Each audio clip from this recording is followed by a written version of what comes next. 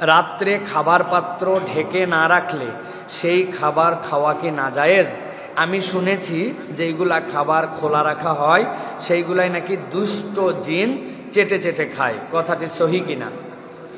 প্রথম কথা হচ্ছে ভাই, যে কোনো খাবার যদি উন্মুক্ত রাখা হয়, দিনই হোক বা রাতই হোক, দুষ্ট জিন এসে সেই খাবার চেটে চেটে খায়, এই কথাটা কোরআন হাদিস সম্মত কথা নয়।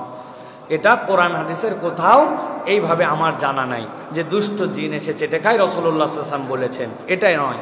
তবে রাসূলুল্লাহ সাল্লাল্লাহু আলাইহি ওয়াসাল্লাম থেকে স্পষ্ট হাদিস এসেছে, নবী করিম সাল্লাল্লাহু আলাইহি ওয়াসাল্লাম বলেছেন যে তোমরা খাবারগুলাকে ঢেকে রাখো, বিশেষ করে রাত্রেবেলা ঢেকে রাখো।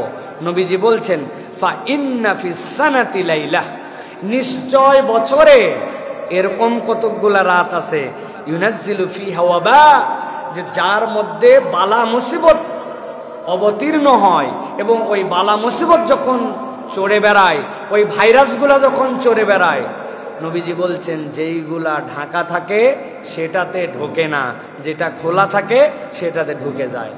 আমি কেমনে জানবো কোনটার মধ্যে ঢুকছে আর কোনটার মধ্যে ঢুকে নাই? আল্লাহ নবীকে ও আল্লামাকা মা লাম তাকুন তাআলাম, আল্লাহ তাকে জ্ঞান দিয়েছিলেন, এই জন্য নবীজি বলেছেন।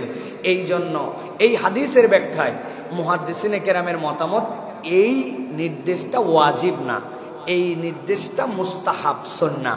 অতএব যদি কেউ ঢেকে রাখে এটা খুবই ভালো, ঢেকে রাখাই উচিত, নবী করিম সাল্লাল্লাহু আলাইহি ওয়াসাল্লাম বলে গিয়েছেন।